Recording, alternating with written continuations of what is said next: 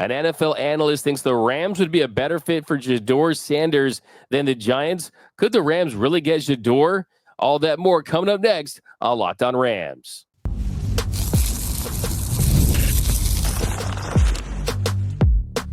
You are Locked On Rams, your daily Los Angeles Rams podcast. Part of the Locked On Podcast Network, your team every day. What is up, Ramley, and welcome to another episode of Locked On Rams, your daily podcast covering your Los Angeles Rams.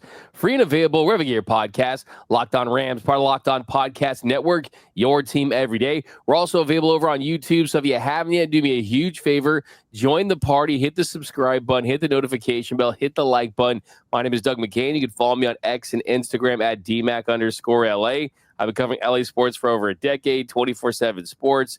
Bleacher Report SI, Dodgers Nation. And of course, as always, I'm joined by the Rams pre-half and post-game show host for the Rams flagship radio station, ESPN 710 LA. He's going to be entering his 10th decade of being the Rams pre-half and post-game show host. The People's Champ, Mr. Travis Rogers. You can follow him on X at Travis Rogers. And on today's episode, we are talking about the NFL draft once again. A NFL analyst thinks the Rams are a better fit for Shedeur Sanders than the Giants and the Browns. Also, the Rams' new practice facility looks incredible, and Sean McVay does not like the tush push. That's coming up. But first, today's episode of Locked On Rams brought to you by Monarch Money. Take control of your finances with Monarch Money. Use code LOCKEDONNFL at monarchmoney.com for 50% off your first year. All right, Travis, so draft coming up. The Rams, number 26 pick. And we talked a little bit about it on the last episode. If the right quarterback is available, it's never a bad idea to get your QB via the draft if you think that guy is available. We talked a little about Jackson Dart, how Sean McVay and the Rams might be interested in him. But there is an NFL analyst that thinks that Shedeur Sanders would be a better fit for the Rams than he would be for the Giants and the Browns. And I think if you are Shedeur Sanders, of course, that's a no-brainer. That's obvious. The Rams are a better organization with better pieces right now and a better coach than any of those two organizations. And this is from Evan Cohen from ESPN, who says, if he's still available for the Rams, there's an argument for going to the Rams at 26 would be better than going to the Giants at 3. Now, I don't think that he's going to fall that far in the draft. I think that a lot of teams have tried to kind of hurt his credibility and this and that for Shedeur Sanders, his line scenes in the NFL, but it'll be interesting. A lot of star power would be there to combine Sanders and the brand and what he has with the Rams in LA. Yeah, I think that there's a lot there. Number one, the league should be very happy that they've structured the draft the way that they have, because if it were just a matter of going to where your best fit is, everybody would be in Philadelphia and Kansas City and Los Angeles. These are the coaches and organizations that always seem to kind of know what they're doing, and there would be a line of guys that want to play for teams. Shedeur and every other quarterback, I'm sure, would love to play for Sean McVay, would love to play for the Rams, would love to get a coach that has, demonstrated that he is a high level, competitor, coach, evaluator, play caller, all of these things. So, I think that there might be zero. There might be some that are as good, but I don't know if there are any better places to land as quarterback than maybe with Sean McVay. So that's clearly true. I think what's interesting is, if you're getting, I don't think Shedeur is going to last to 26, and we can come back to that in a second, because, I've seen that there's no chance he lasts past the top 3, and I've seen that he may slide all the way into the second round. I'm highly skeptical of anything that has him going into. The quarterbacks always go early, as we know, but let's say you get to the mid-teens. Let's say you get to the late teens, and he's still there. I think the question is, do you cross your fingers and hope that he slides all the way to 26, but rather do you jump up, whether it's a 5, 6, 8, 10 spots to try to go up and get him if he's your guy? I think that's the part that they have to be considering. And if he is a guy that they've identified as a player in their system, as somebody that they would like, I think then that's when you go do it, because, this is good news, but it's the flip side of being good. they're never going to pick high in the draft. That's just not how they operate. They're too successful. They win too many games. That best case scenario, I think, is where we saw them with Jared Verse a couple of years ago. It's kind of in the middle of the pack. They're not going to be in the top 3, 4, 5 picks typically, which is where you find these quarterbacks. So if there's a way to get into the Shedeur Sanders game, or look, and again, if they love Jackson Dart similarly, to get into the Jackson Dart game, I'm sure that would create some raised eyebrows. I'm sure that would be something that the first question that anybody would ask would be to Matthew Stafford, like, hey, what do you make of this? They've drafted a quarterback instead of giving you something that might help you win right away. A little bit of the situation that Green Bay had with Jordan Love and Aaron Rodgers a few years ago. But quarterbacks are hard to find. If there's somebody around, I think you've got to at least strongly consider it, if not actually go do it, because who knows when you get an opportunity to take a player that you might really like again. Yeah, I completely agree with you on that front. I mean, kind of my rule of thumb with kind of talk about things on any of the shows I have is like they have to have a more than a 0% chance of actually happening. Yeah. Right. And I think that I guess I can't say 0% chance on something like a Shedeur Sanders, but I just think that the writing has been on the wall with the Giants, with the other teams out there that would take him higher in the draft and would be a realistic possibility for the Rams. Yeah, obviously he'd be a much better fit for himself in LA than he would with the Giants. I mean, learning under Matthew Stafford and Sean McVay would be a lot better than learning under Russell Wilson and Jameis Winston. Maybe if he was learning media stuff, it'd be good to learn under Jameis Winston or how to steal crab legs or things like that. But that's not the case. Learning under Matthew Stafford would be a much better situation. Then also you kind of think of the money too. I mean, the pick 26 or 15 or something like that is different than pick 3. So if I'm Shedeur, I'm like, actually, I think the Giants are a much better fit for me, right? So in that situation, I think the conversation also becomes too is kind of just like, where are you at with Shedeur Sanders as a quarterback prospect? Are you of the thinking of, okay, if this were a more talented QB draft, would he really be the third pick taken the draft and the second quarterback behind Cam Ward? Or would you think, okay, this is a second round pick quarterback?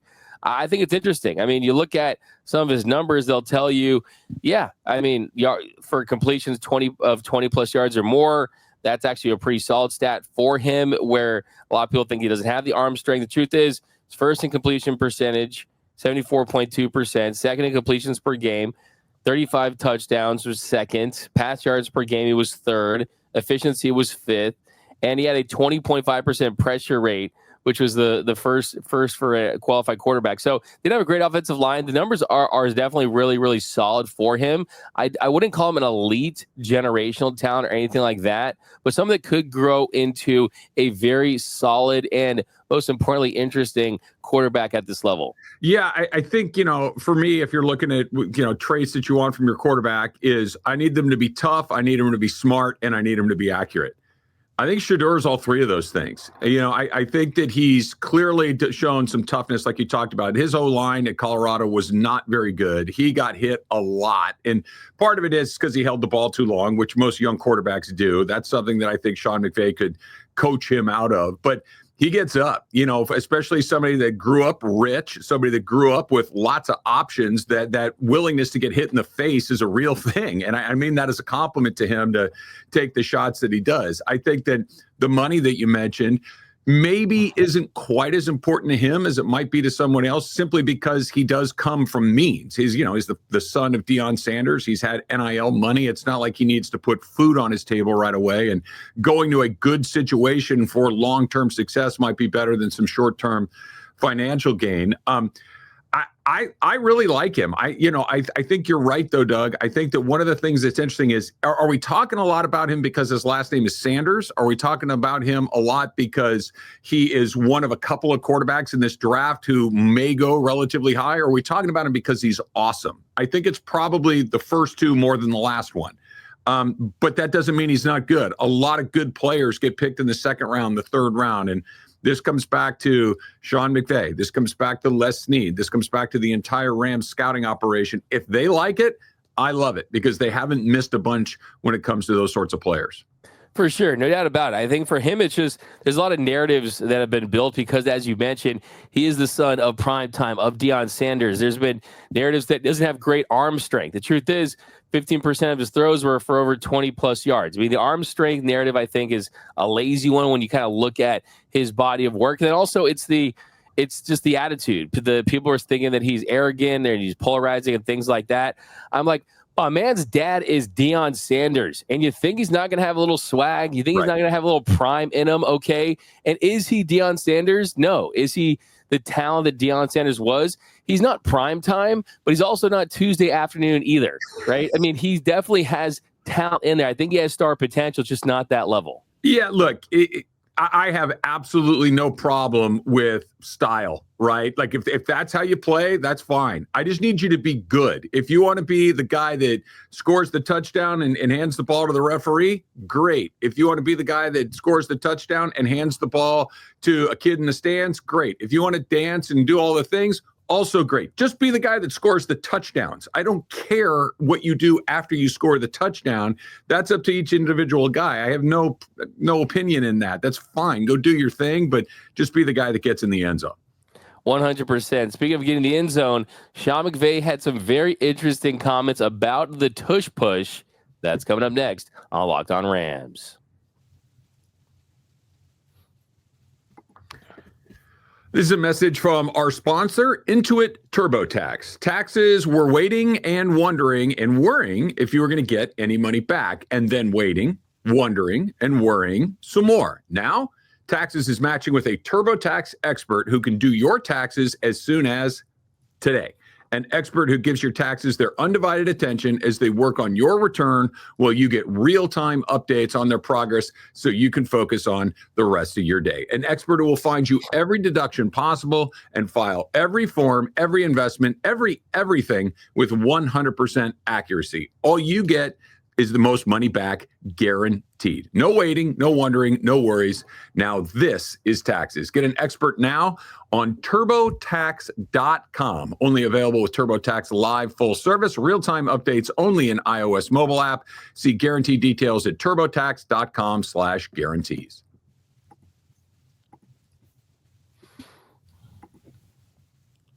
And we are off and running here on Locked On Rams. Thank you for making Locked On Rams your first listen every single weekday. Free and available wherever you get your podcasts. Locked On Rams, part of Locked On Podcast Network, your team every day. Okay, Travis, so we're talking about the Tush push. It was a hot topic. They didn't get enough votes to outlaw or anything like that. But I do think it's interesting to hear Sean McVay's comments on the Tush push. He kind of sounded a little mixed. He didn't want to sound like a hater, but he did say that he's kind of conflicted and it doesn't look like football to me. Mm-hmm. So I think if you are Sean McVay, he's someone that has had a lot of strong opinions about just kind of the evolution of football in the last couple of years. And I think the Tush push is a play that has caused a lot of controversy just because a lot of teams don't have the personnel to run that play and be as effective with it. I mean, I look at the Tush push like I looked at deferred money in baseball, right? Like I look at torpedo bats, right? Right? Everyone can use it. Everyone can do it. You just got to have the personnel to run it. It's funny because, look, I don't have a problem with the Tush push. I'm going to back up a little bit. I don't like the play. I find it boring. I find it anticlimactic because it's impossible to stop, right? But here's why I don't think you need to ban it. Here's why I don't think that this is a problem that the NFL has at large. There's really only one team that runs it. It's Philadelphia. Buffalo kind of sort of tries it here and there, but like you said a second ago, D-Mac, not every team has the personnel. If every team in the league had a play like Philadelphia does, where now for all intents and purposes, instead of 1st and 10, we got 1st and 7.5, then you got a problem. Then you have something where your league is becoming more like a rugby scrum than the game that we've all kind of come to love and enjoy. But that's not what's happening. Not everybody does it. And this idea that it hurts, guys are getting hurt, not really. There's no data to support that at all. I'm sure that, it would be awful to be at the bottom of that pile. But until we see guys getting scraped up off the field, they're not going to do it because of injury purposes. I don't think it's that big of a deal because only one team really does it. And if they've kind of cracked the code on how to do it, that's up to the other teams to try to figure out how to stop it or be able to run it yourself to the point where, like, okay, this is a goofy play. Let's get it out of the league. But look, I don't like it because I know we've seen them line up against the Rams and run it, and there is no stopping that play. It's a really difficult thing, but I keep coming back to don't get in 3rd and 2 or 4th and 2 or 4th and 1, and they can't run that play. Stop them earlier or do it yourself, because just saying, hey, we don't have an answer to this play, let's change the rules, seems competitive to me. Yeah, and in rugby, like you mentioned, it's known as a maul. If you ever watch rugby, man, that I don't know. I don't find that entertaining for sure compared to other sports. I mean, no, if the whole league were doing that, that's terrible TV. This is, I've said this before. All of these sports that we love and enjoy and watch, they're TV shows, man. And if the TV show is a bad product, you need to change the actors. You need to change the scripts. You need to do it a little differently. This is just one character that's got this one little quirk that he does. It's not everybody doing it. I think that you leave it in there. But what is it called with the rugby when they all line up and smash each other? If every team is mauling the other team for 2 plays per drive or per 1st and 10, then that's stupid. But that's not what's happening. Yeah, exactly. That's the thing. It's not. I mean, I do think I think it's interesting you brought the TV element to it because that is king in all this. I mean, TV clearly does not like it, and if they don't like it, it kind of bleeds into kind of where the NFL's thinking is. Yeah. All this stuff is to do so as well. But I mean, for me, it's just interesting because it'd be one thing if a third place team was doing it. It was kind of gimmicky, but it's like literally the team that looks like the best run organization in football is now using this play to success. And I think that's a big factor as well. I think when you think of football, you don't think of a tush push for sure, but also games are innovative. They evolve. I mean, when it was in the 20s, you didn't in the 20s and 30s, and he kind of before Paul Brown kind of changed the game and changed the passing game, you probably thought that passing should have been illegal too, right? So the game's going to evolve, and you have to let it evolve as long as things are within the rules. I think you continue to kind of move with it. But it's interesting with Sean McVay because I think the Sean McVay angle is interesting just because now that the Rams have put their roster in a spot where they're going to be competing with the Eagles, it's, hey, the next time the Rams play the Eagles, I mean, what do we see the tush push like 50 times a game, and they kind of have that in the back of their minds. A little game there. Yeah, if we get to a point where it becomes the most prolific play in football, where every team is running it, on first, then you got to address it. But I talked about this a lot on my show, Travis DeMarco, 9 to noon, 710 ESPN, is just don't get in 3rd and short. Like, if you really don't have an answer for it, don't let them get in 3rd and short. And I think this is a function of Philadelphia having that offensive line, Philadelphia having a quarterback that can squat 8 trillion pounds, and they just move the pile forward until everybody has a similar combination of events. No one else is going to be able to do it. And don't hate them just because they came up with a good idea before anyone else and no one else can do it. I don't like the idea of, well, we can't stop it, so get rid of it. It hasn't taken over football yet. If it does, let's do something about it. But until then, I think you live with it.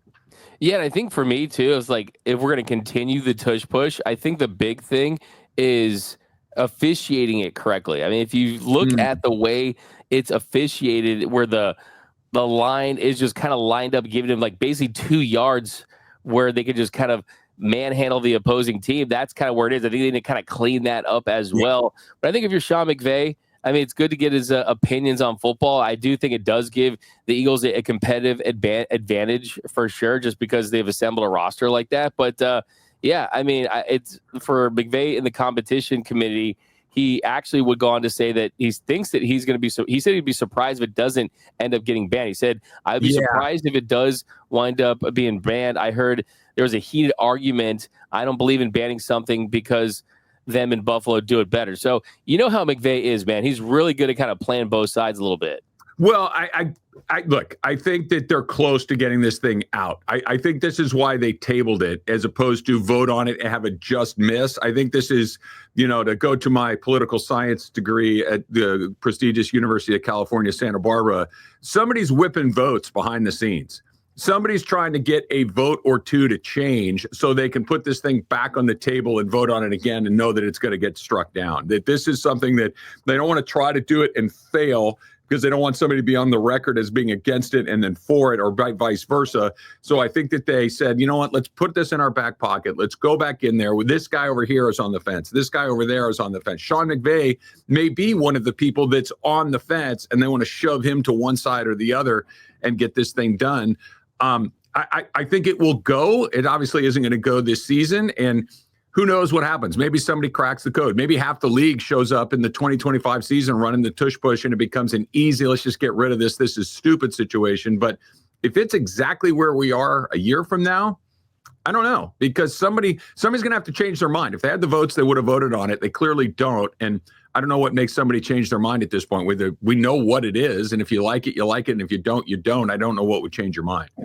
Yeah, I mean, so what are they going to do next? Okay, Lamar Jackson can't run the football. Right. Matthew Stafford can't throw the football. Yeah. I mean, that's just not how this reeks of like, oh, I'm taking my ball and I'm going home. You know, that kind of mentality towards it. Stop it. You know what I mean? Like if you don't like it, don't get in the position. This is not something that is unavailable to the 31 other teams. If it's that good, why don't you do it? Because you don't have the team, because you haven't built a roster, you don't have the quarterback, you don't want to practice it, whatever the explanation may be. But this is not something that only Philly can do. It's that Philly and to a lesser degree Buffalo are the only ones that have chosen to do it, and they've done it really well. And again, I think Buffalo is a really good example. Buffalo does it, but it's good, but it's not nearly as successful as what the Philadelphia Eagles are doing.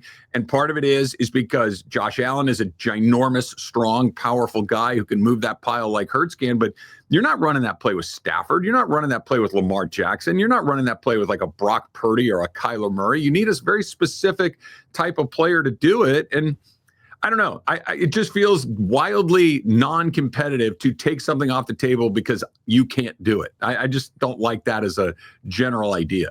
For sure. And let's be honest, this is a Sean McDermott-led conversation because it's kind of hurt them a little bit.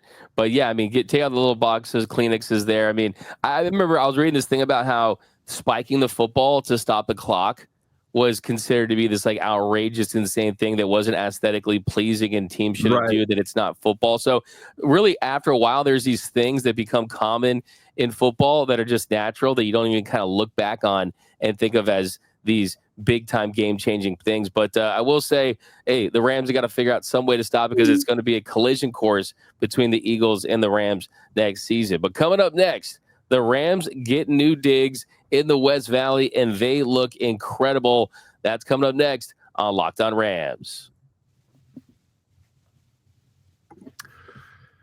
You ever check your bank account and wonder, where did all my money go? Between dining out, online shopping, little entertainment here and there, it is very easy to lose track. That's where Monarch Money comes in. It is your personal CFO, giving you full visibility and control over your finances. And Monarch Money isn't just a budgeting app. It is a complete financial command center so you can track all your accounts, investments, and spending in one place so you can stop just managing your money and start building wealth. And one of the great parts about all of this is the all-in-one convenience. So instead of juggling between multiple apps, you got to go to this banking app, this investment app, this thing over here, that thing over there. You can use Monarch Money to check your finances, track your spending, and even plan long-term goals. Managing money with your partner is as smooth as ever. You can track shared accounts, you can track personal accounts, set goals, and stay on the same page without the stress. So take control of your finances with Monarch Money. Use the code LOCKEDONNFL at monarchmoney.com for 50% off your first year. That's monarchmoney.com, code LOCKEDONNFL for half off your first year.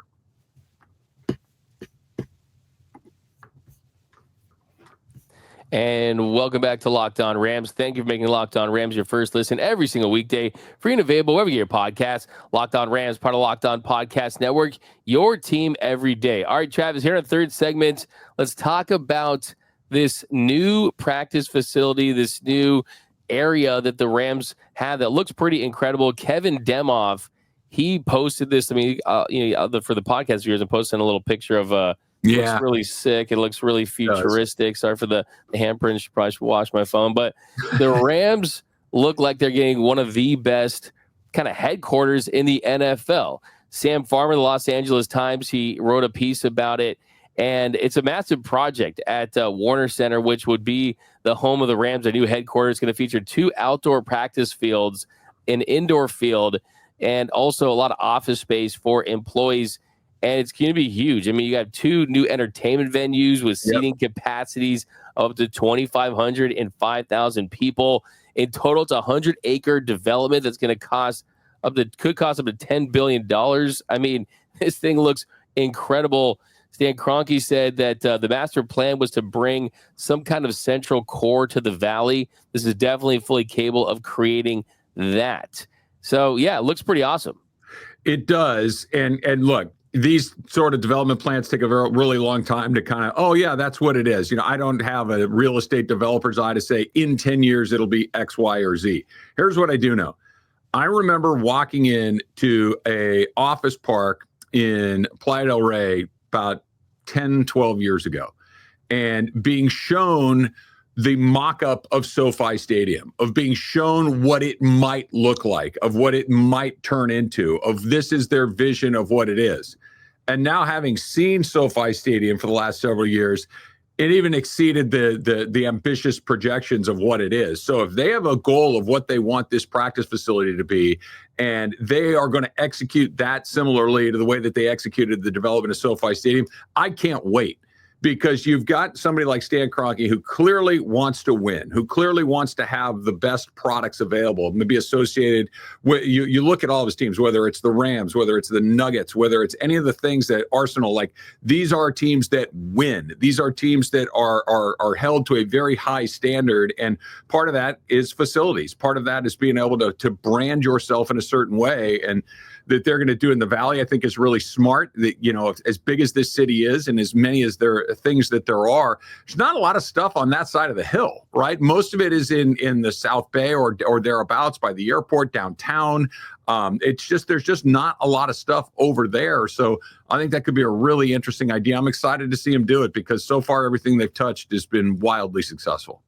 Yeah, it's always kind of interesting to kind of talk about these things, and you look at the dates, and you're like, "Well, hey, it's 2037. That's like in a couple of years. If you just don't have to think about it, you know, it'll be here before you know it." Right. But then, yeah, you look at the renderings, it gets you excited. It kind of just shows that. Look, what I know about the Rams is everything they've done since they've came here is first class stadium, the best stadium. Everything that they've done has taken a really back seat to no one, right? So I think I wouldn't expect anything less. This is a little over the top, and I kind of like it. To me, it's almost I almost think they should take it further and make this like a Rams Disneyland, like Ramsey Land or something. Have roller coasters and rides, and it just go completely next level with it. And I feel bad for the Chargers. I mean, they couldn't be first place in this for 5 minutes, right? And then the Rams come out with this kind of insane thing. Yeah.